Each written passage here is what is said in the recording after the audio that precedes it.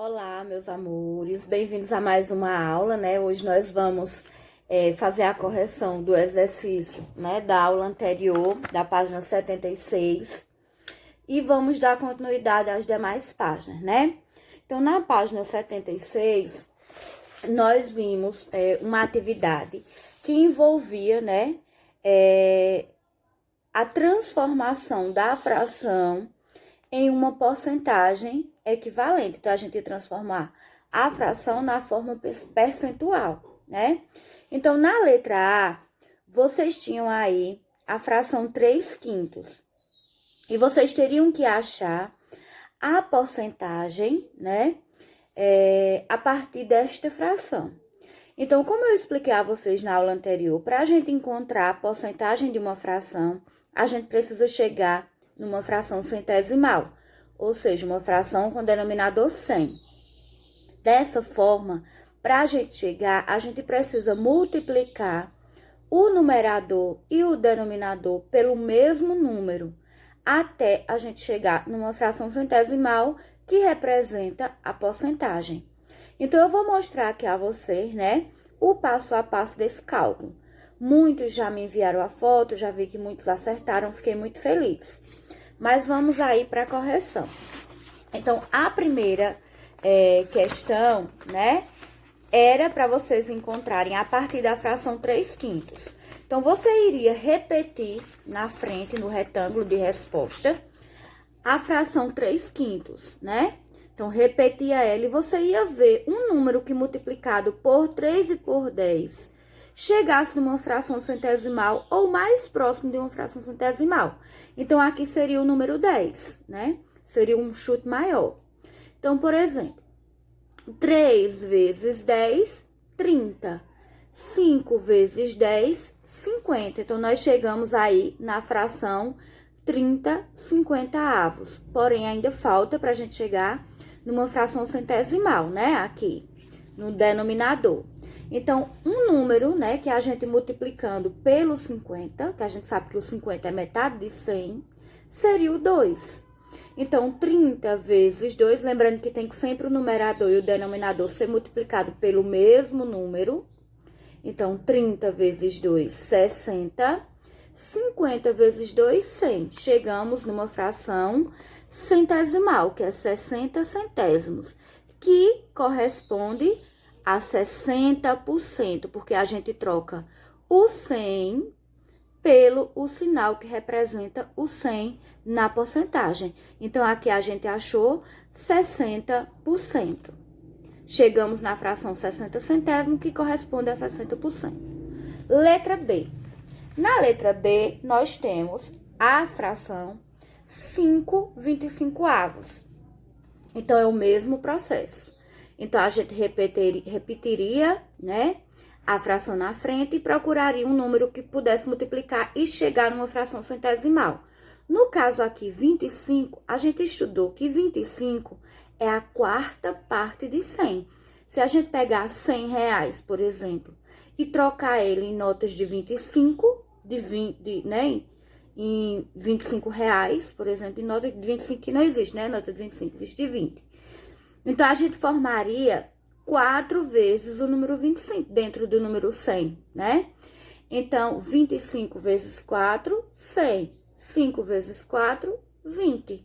Então, a gente chegou na fração 20 centésimos, que corresponde à porcentagem 20%. Na letra C, nós temos aí 2 décimos, né? Então, mesmo processo. Repetiria aqui os 2 décimos e a gente procuraria um número multiplicado pelo numerador e pelo denominador que chegasse perto da fração centesimal, ou chegasse perto ou chegasse exatamente nessa fração.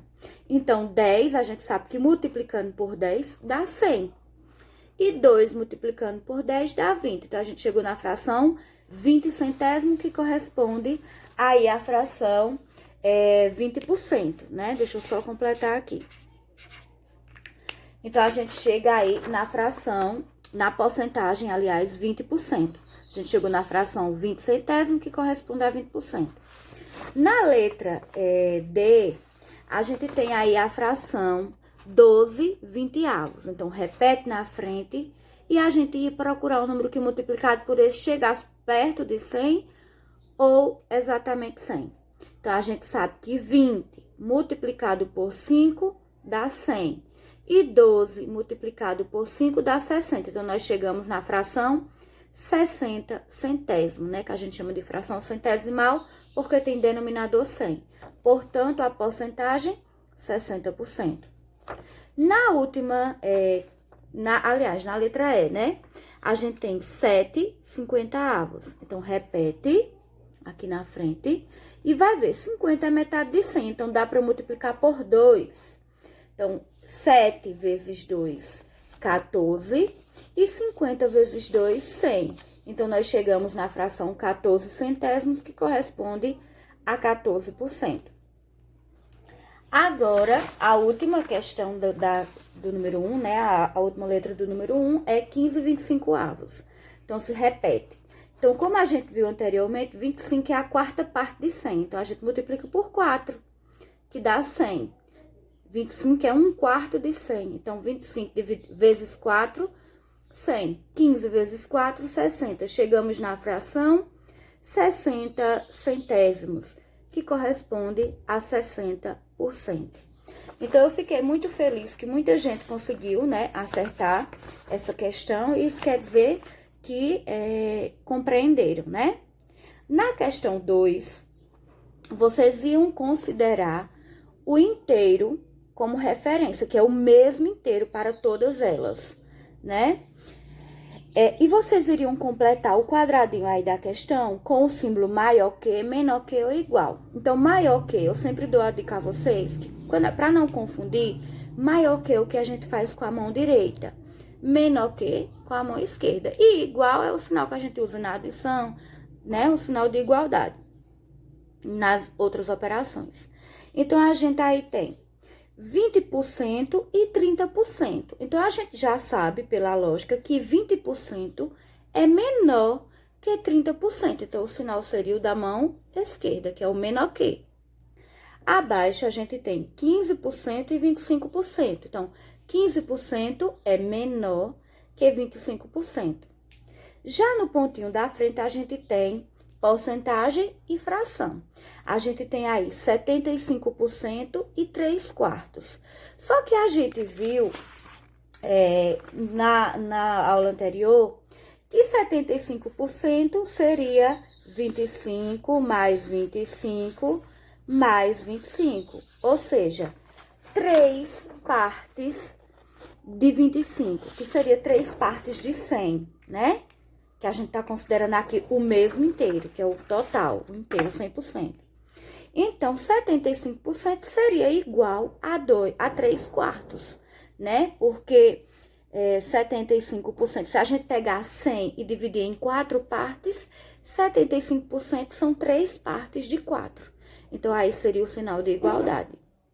Abaixo, a gente tem 20% e tem 1/4. Muita gente se confundiu nesse aqui, colocou que era igual, que 20% era igual de 1/4. Porém, não é.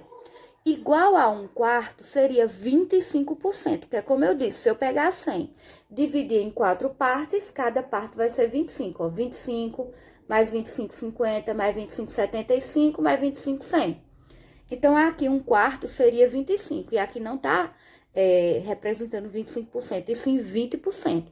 Então, 20% será menor, né? Mão esquerda, sinal com a mão esquerda, menor que 1/4, tá certo? Logo mais na frente, a gente tem aí 3% e 10%. Então, 3%, ele é menor que 3 décimos. Por quê? Porque 3% representa 3 partes de 100. Ou seja, o inteiro ele foi dividido em mais partes, em 100. Já no outro caso, é 3 décimos. Então, o inteiro ele só foi dividido em 10 partes e foram consideradas 3. Então, aí a gente tá vendo inteiros de tamanhos diferentes. Então, aqui, 3% é menor que 3 décimos, porque a gente tá considerando um inteiro que foi dividido em mais partes, né? Abaixo, a gente tem 60% e 3/5. Então, 60% é igual a 3/5, né? Porque, por exemplo, se eu pegar 100 e dividir em 5 partes, cada parte vai ficar com 20, ó. 20, 40, 60, 80, 100, né? Que é 20 mais 20 mais 20 mais 20 mais 20. Então, 60 seria 3 vezes 20 do 100, ó. 20 mais 20 mais 20. Então, seria 3/5, 3 partes de 5. Então, aqui será o sinal de igualdade. Agora, nós vamos para a correção da questão 3, que diz assim, calcule os valores a seguir. Aí, a gente tem 1/2 de 800. Então, como você calcularia aí? Porque eu disse a vocês que eu gostaria de ver o cálculo no caderno, né? Então, como você representaria no caderno o cálculo? Então, você sabe que metade é quando eu divido o inteiro em 2 partes. Então, você lá no seu caderno, você faria a divisão. 800 dividido por 2. Aí, vocês iam chegar na metade, 400, certo? Então, aqui, 1/2, ou metade de 800 seria 400. Abaixo, a gente tem 1/4 de 104. Então, a mesma coisa, você faria uma divisão no seu caderno. 104 dividido por 4, que daria 26, né? Porque 26 vezes 4 dá 104. Abaixo, a gente tem 50% de 800. Então, essa questão é a mesma coisa da primeira, só que na primeira está representado a metade pela fração meio. E aqui está representado a metade por 50%. A gente sabe que 50% é a metade de 100. Então, aqui você também iria dividir por 2. Então, 800 dividido por 50%, que seria metade, ou seja, 800 dividido por 2 daria 400. Depois, a gente tem aí 25% de 104. A gente viu, né, que na porcentagem, 25% é a quarta parte de 100, ou seja, 1/4 de 100. Então, aí você iria dividir também por 4, né? A mesma coisa de 1/4 lá da fração que a gente viu. Então, 25% de 104 seria 104 dividido por 4, que daria 26. 1/4 de 800. Então, você pegaria o 800, dividiria por 4 e chegaria aí a 200, o resultado. 1/2 de 104, ou seja, metade. Então, seria 104 dividido por 2, que daria 52. Então, todas essas divisões, eu queria que tivesse sido feita no caderno. Eu espero que todos tenham feito no caderno. Os que me mandaram, eu já vi, né? Porém, eu não quero a divisão na forma horizontal. Por exemplo, 104 dividido por 4 igual a 26. Eu não queria assim, ó. Nesse formato aqui, não. Eu quero a conta armada, com o sinal de dividir aquele que é a continha na vertical, tá certo? Então, eu queria que vocês calculassem dessa maneira. Então, a correção dessa atividade é essa. Eu espero que todos tenham compreendido. Quem não compreendeu, pode entrar em contato com tia, que tia tira as dúvidas, tá certo? Aí, agora, nós vamos dar sequência, né, ao nosso estudo, na página 77, onde a gente vai ler o texto Diversidade Étnico-Racial. É até importante, né, caiu como uma luva esse texto, porque a gente tá vivendo no nosso país um momento, né, de manifestação das pessoas contra o racismo, né? Que a gente viu um caso de um rapaz que foi morto, né, por ser negro, né? E a gente vê muito no nosso dia a dia essa questão do racismo, né, do preconceito racial. Então, caiu como uma luva esse texto, né? A nossa discussão, que a gente sabe que a gente tem que colocar na nossa cabecinha que a cor da pele é apenas um detalhe. Nós todos somos iguais, né? Perante a lei, perante Deus, todos nós somos iguais. Então, esse texto foi muito propício para o momento, né? Que a gente está vivendo. Então, diversidade étnico-racial. Eu queria que vocês acompanhassem a leitura aí, né, no módulo. A sociedade brasileira é constituída por diferentes grupos étnicos raciais que a caracterizam em termos culturais como uma das mais ricas do mundo. Entretanto, sua história é marcada por desigualdades e discriminações, especificamente contra negros e indígenas, impedindo, desta forma, seu pleno desenvolvimento econômico, político e social. Então, a gente estuda muito, né, em história que a escravidão acabou, porém, o tratamento com os negros ainda não se modificou, né? A gente continua usando expressões, minha gente, que eu já disse a vocês que são expressões racistas, né? E a gente usa sem nem fazer uma reflexão do quanto isso é pesado para as pessoas que são negras, né? Então, por exemplo, a gente usa muito a expressão criado mudo, né? Criado mudo eram os criados que serviam os donos e que tinham que ficar calados, sem opinar. Eles estavam ali feito uma estátua. Então, isso é uma falta de respeito com a raça negra, né? Então, por exemplo, lista negra, que a gente usa muito, né? Ou a coisa tá preta. Então, isso são expressões que a gente usa no nosso dia a dia e que não são boas da gente utilizar, porque são formas de discriminação racial. Então, vamos evitar usar essas expressões. E tem outros mais, né? Que a gente usa que tem esse contexto de discriminação racial, né? Dos negros. Esse texto, ele foi retirado, né? Da Unesco, né? É disponível nesse site que tá aí abaixo do texto. Se você quiser ler mais profundamente e pesquisar, tá aí o site, você pode acessar e se inteirar mais sobre o assunto. Aí aqui abaixo diz o seguinte: você conhece a região sul do Brasil, né? Pela foto abaixo, podemos perceber uma das características de parte dessa região, a arquitetura semelhante à europeia. Essa região começou a ser povoada principalmente entre os séculos 19 e 20, com a chegada dos europeus.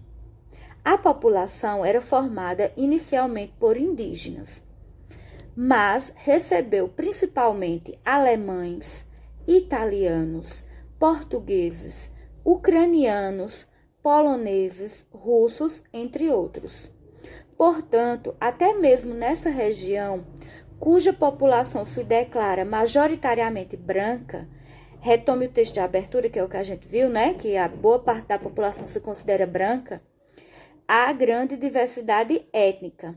Então, lá, quando diz majoritariamente, é porque a maioria se considera branco nessa região. Porém, a gente viu aqui que eles receberam influência de muitos imigrantes. Então, lá há uma mistura de raças, né?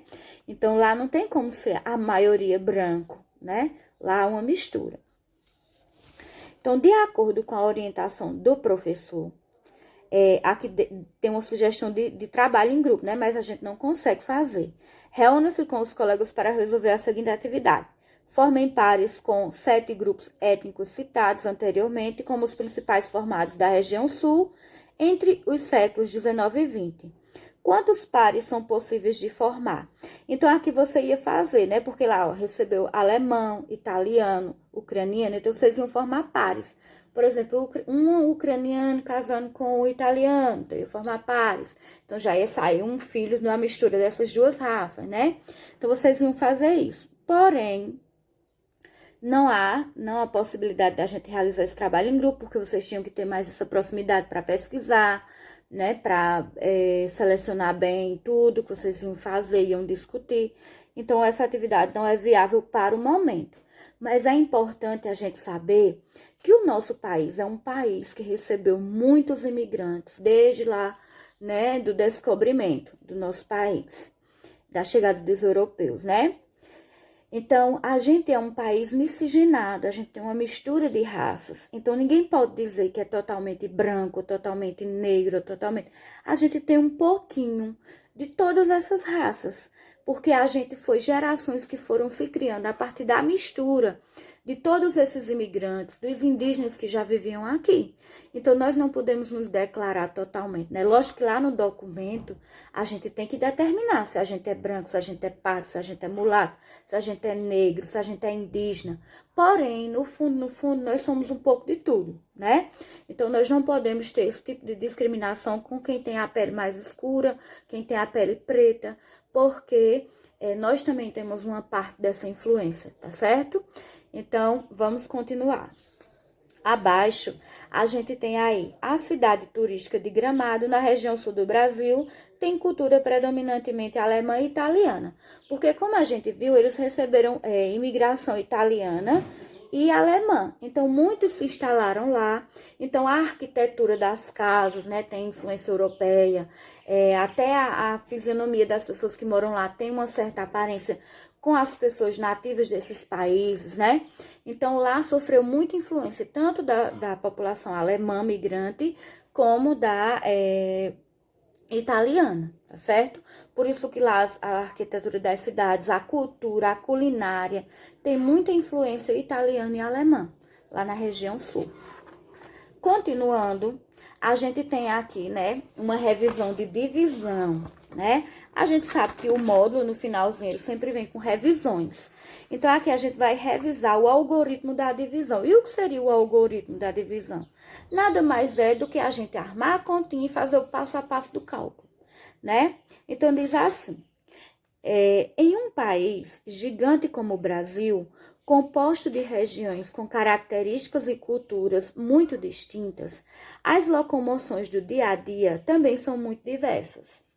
Há quem faça longas caminhadas e há quem use canoa, trem, além de vários outros meios de transporte, para chegar à escola ou ao local de trabalho.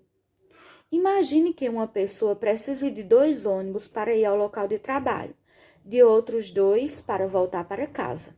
Se em uma semana, de segunda a sábado, ela gasta R$ 81, qual é o gasto diário com transporte? Aí aqui a gente tem o algoritmo da divisão. Queremos dividir, então, 81 por 6. Por que 81 por 6? Porque R$ 81 é o que ele gasta na semana. Porém, essa semana ela não vai ser de 7 dias, porque aqui não se encaixa o domingo, porque ele diz que é de segunda a sábado. Então, o domingo é a folga. Então, a gente não considera 7 e sim 6 dias. Então, por isso que é 81 dividido por 6. Então, a gente tem aí o primeiro passo.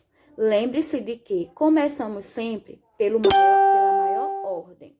Então, quando a gente vai fazer a divisão, né? A gente arma dessa seguinte forma. A gente bota 81, aí o sinal e o divisor dentro, que é o 6, né? Aqui, a gente começa sempre a divisão pela dezena. Aliás, pela maior ordem. No caso aqui, é a dezena. Diferente das outras operações, que nas outras operações, adição, multiplicação, subtração, a gente sempre começa da unidade e vai seguindo as ordens. Aqui a gente começa sempre da maior ordem. No caso aqui, a maior ordem é o 8, que está na dezena. Então, a gente faz, né? No segundo quadrinho aí tá dizendo, dividimos 8 dezenas por 6. Então, 8 dividido por 6 dá 1. Uma o quê? Uma dezena, porque a gente não tá dividindo 8 unidades, sim, 8 dezenas. Então, se a gente pegar 8 dezenas, que no caso seria 80, dividido para 6 pessoas, cada pessoa vai ficar com uma dezena, que seria 10. Depois, aí a gente vai fazer a subtração, né? Usamos 6 dezenas e sobram 2. Por isso que a gente tem que fazer assim, ó. A gente bota o 6, né? Porque, ó, 8 dividido para 6 deu 1. 1 vezes 6, que a gente multiplica, bota o 6 abaixo do número que eu dividi. E o sinal de subtração. 8 menos 6, 2. Então, sobrou 2. Aí, abaixo. Como não temos mais dezenas suficientes para dividir por 6, transformamos 2 dezenas em 20 unidades. Ou seja, nós baixamos o número 1 para formar 21. Que é esse passo a passo aqui, ó. Quando eu subtrair 8 menos 6, deu 2. Só que 2 não dá para dividir para 6. Então, eu tive que baixar a unidade para transformar esse número num número com dezena. Então, ficou 21, ou seja, 2 dezenas em uma unidade. Aí, agora sim, dá para dividir 21 por 6. É o que a gente vai fazer aqui, ó. 21 dividido por 6. 21 dividido por 6 dá 3. Aí, eu boto 3 aqui abaixo. Aí, faço a multiplicação. 3 vezes 6 igual a 18. Aí, eu subtraio, boto sinal de subtração e subtraio o 18 do 21. Então, eu começo aqui, ó. 1 menos 8 não dá, então eu tenho que tomar emprestado no 2, né? Então, vai ficar 11 menos 8, que vai dar 3. E aqui embaixo vai ficar 1 menos 1, 0, mas ele não colocou o 0. Então, 81 dividido para 6 dá 13 e sobra 3. Aqui, ó, dá 13 e sobra 3 unidades.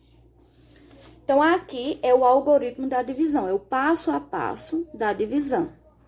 Aí, abaixo diz assim: perceba que, por enquanto, descobrimos que essa pessoa gasta pelo menos R$13 por dia. Mas falta ainda dividir os R$3 do resto. Vamos ver como devemos proceder para isto. Porque a gente viu que ela gasta 81, porém aqui sobraram R$3. Mas não pode sobrar 3, porque se ela gastou o total de 81, a gente tem que dividir também o R$3. Já sabemos, isso é na outra página, página 79. Já sabemos que 1 inteiro equivale a 10 décimos. Assim temos.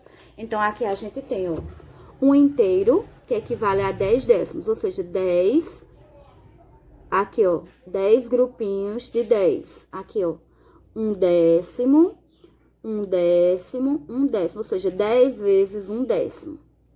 Aí, aqui, a gente vai fazer o seguinte. A gente parou no 3. Então, o que é que a gente faz? Acrescenta a ordem do décimo. Então, a gente vai baixar e vai acrescentar um 0 aqui abaixo. Tá vendo? Aí, quando a gente acrescenta esse 0, aí deixa eu ler aqui o que tá dizendo abaixo para vocês entenderem. Continuamos a divisão, dividindo 30 décimos por 6. Então, quando eu baixo a ordem do décimo, que é o 0, vai ficar 30 décimos, né? Então, eu tenho que dividir esses 30 décimos por 6. Dessa forma, o próximo valor a ser encontrado é o décimo. Por isso, é necessário colocar a vírgula após o 3. Então, aqui que tinha dado 13, eu vou ter que colocar uma vírgula, porque eu transformei o 3 em 30 décimos. Então, vai ter a casa dos décimos agora. Então, eu tenho que botar a vírgula aqui, ó. Porque é a parte inteira e a parte decimal. Aí, ficou o seguinte, 30 dividido por 6, 30 décimos dividido por 6, que deu 5. Então, 5 vezes 6, 30 décimos. Aí, eu faço aqui, ó. 30 décimos menos 30 décimos, 0. Tá vendo? Então, ele pegou esse 30, dividiu, deu 5. Aí, quando ele multiplicou 5 vezes 6, deu 30 novamente. Então, ele subtraiu e encerrou a divisão. Ou seja, ela gasta por semana R$13,50. Sabemos que 13,5 é o mesmo que 13,50, pois 5 décimos é igual a 50 centésimos. Assim, o gasto diário é de R$13,50. Então, a gente viu aqui que quando se trata de dinheiro, né, a gente precisa concluir a divisão até não sobrar resto, né? Então, como ela tinha gastado R$81 nesses 6 dias, eu não poderia parar sobrando R$3, eu tinha que continuar essa divisão. Então, eu transformei o 3 que sobrou em décimos. Então, para transformar, eu baixei e coloquei um 0. Mas, quando eu transformo esse 3 em décimo, eu tenho que colocar a vírgula no quociente, né? Por isso que ficou 13, vírgula. Aí eu dividi o 30 por 6 e deu 5. Então, ficou 13,5 ou R$13,50. Aí, agora, para vocês fazerem em casa, vai ficar essa página aí 80, tá certo? Vocês vão calcular essas divisões, a 80 e a 81, aliás, porque na 81 a gente tem situações, problemas. Então, na primeira, a gente tem 170 dividido por 5. Então, vocês vão armar a divisão, resolver. 126 dividido por 5, 202 dividido por 4, 78 dividido por 5, 364 dividido por 8 e assim por diante. Então, vocês vão armar a continha e resolver. Lembrando que não pode sobrar resto. Quando sobrar resto, você vai acrescentar o zero do décimo e vai colocar a vírgula no quociente e continuar a divisão, tá certo? Qualquer dúvida, entre em contato com tia, que tia tira as dúvidas, tá certo? Então, por hoje é isso. Um beijo, bom estudo para todos e até a próxima aula.